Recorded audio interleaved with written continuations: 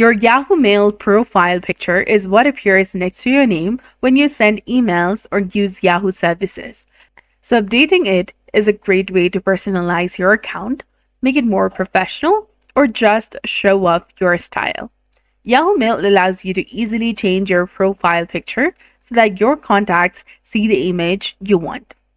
So in order to quickly change your profile picture on Yahoo Mail, tap on the More icon from the left-hand side of the screen, then tap on Settings. From this page, go ahead and tap on Mailboxes. Again, go ahead and tap on Change your account name and nickname on Yahoo. This will take you to Help Center. Tap on Yahoo Personal Info page. Now once you're here, tap on Update Profile Photo. Tap on Upload from Device. And remember, the photo that you choose should be in PNG, JPG, JPEG, GIF, or SVG.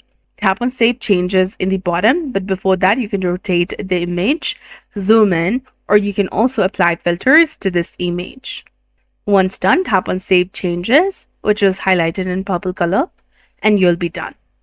So that's it for this video. I hope you found it helpful. If you did, please like, share, and subscribe. Thanks for watching. We'll see you again in the next one.